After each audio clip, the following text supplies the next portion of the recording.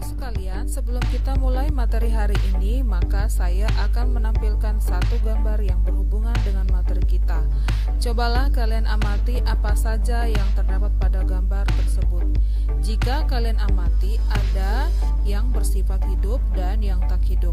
Yang bersifat hidup seperti hewan dan tumbuhan, sedangkan tak hidup seperti air, udara, tanah, dan cahaya matahari.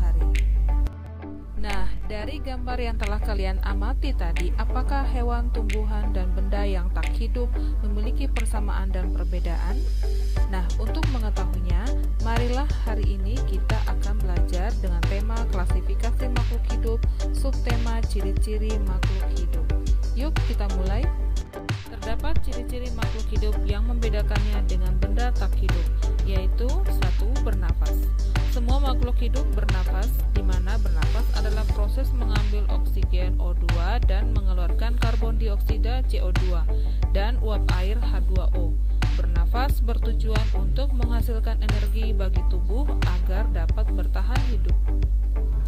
Ciri yang kedua adalah memerlukan makanan. Untuk beraktivitas, semua makhluk hidup memerlukan energi yang diperoleh dari makanan. Tumbuhan dan hewan memerlukan makanan yang berbeda. Tumbuhan memerlukan zat-zat anorganik, sedangkan hewan memerlukan zat-zat organik untuk makanannya. Tumbuhan memerlukan zat anorganik untuk disusun menjadi zat organik melalui proses fotosintesis. Ciri yang ketiga adalah iritabilitas dan gerak. Iritabilitas adalah kemampuan menanggapi rangsang pada makhluk hidup.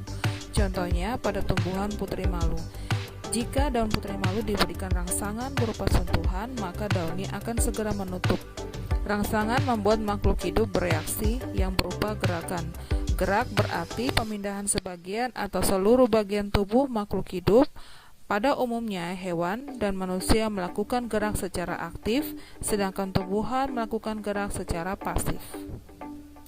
Ciri yang berikut adalah adaptasi. Adaptasi adalah penyesuaian diri oleh makhluk hidup terhadap lingkungan.